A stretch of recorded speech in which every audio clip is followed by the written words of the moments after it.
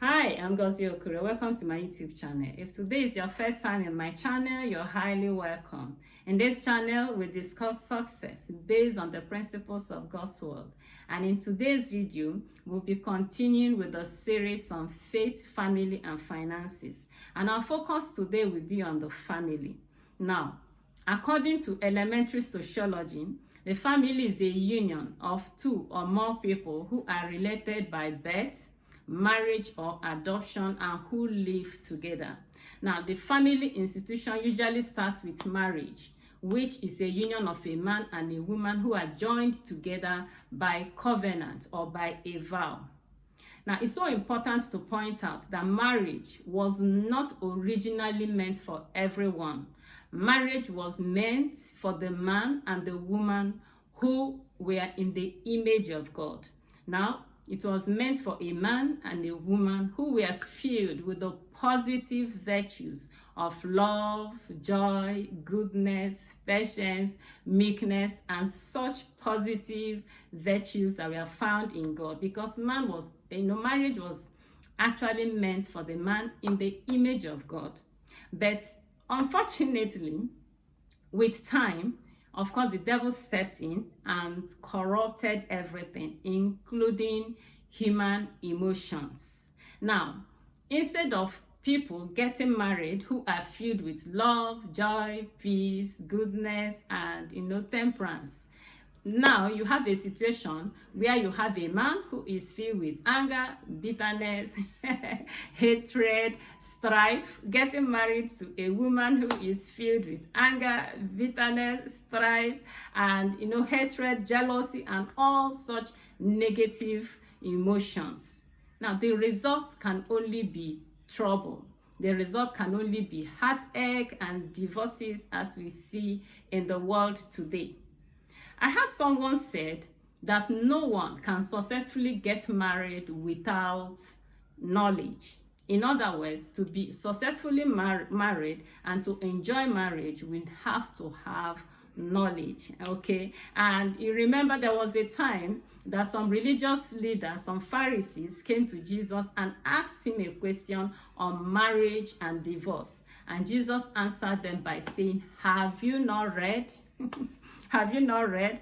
Okay, so that is a way of telling us that most marriage issues, most marriage problems can be resolved by knowledge. Now, I had a Pastor Chris Waka, say once that no one is qualified to get married who has not read at least 15 good books on marriage. Yes. 15 good books on marriage, okay, before you begin to talk about getting married. That is how serious it is. Now, in my book, Getting It Right in Marriage, I said that marriage is not magical, marriage is not mystical, marriage is practical. Therefore, there are things to learn to make it happen, okay, to make it work. Now, out of the many reasons why people get married, or out of the many reasons why marriage was instituted, now there is one I want us to dwell on, and that is the fact that marriage was instituted to raise godly seeds, to raise godly children. And that was why we are told in the Bible, the book of Deuteronomy, God told his people that they should teach their children the word of God when they sit in their home, when they walk on the road, and when they walk in the field. That in other words, they should use every available opportunity to teach their children the word of God. Okay, teach their children the word of God, says that it is very key. Now, when it comes to success and succeeding as a child, it's so important also that parents teach their children in reading culture. Parents give their children reading culture. I heard someone saying that children are made readers on the laps of their parents. In other words, children should teach their children, read for them when they are young, and when they are growing up, children should see parents with books. Children should see parents reading books, and not a situation where you have parents binging on home videos, okay? So it's also important that every parent should endeavor to study to help children to discover their talents and their passions and to help them to monetize them.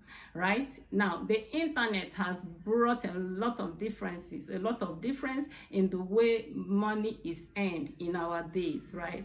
So it's not a wrong thing, and I don't think it is out of the way for a child who is in the university to own a YouTube channel, or own a newsletter, podcast, or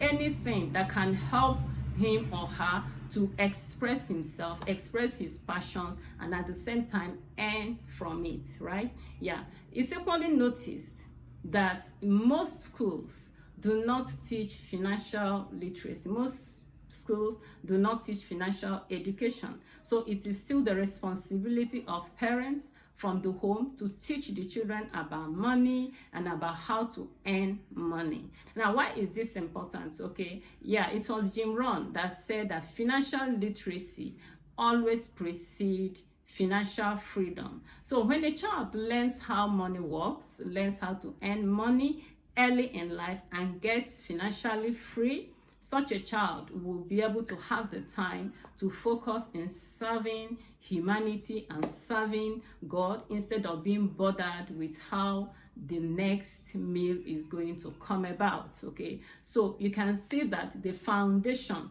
for a successful life, or the foundation for a successful life, or the foundation for a successful financial Christian life, is laid early in life by parents for their children. So I encourage you to do the needful. If you're still a parent, try to teach your children the ways of the Lord, teach the children the word of the Lord, teach them, give them a reading culture, teach them, to discover their talents and to have financial literacy.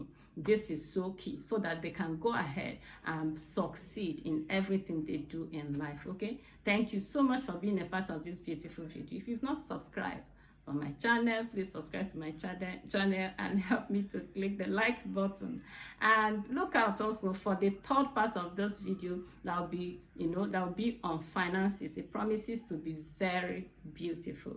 Once again, I want to say thank you, and until I come again next time, keep thriving.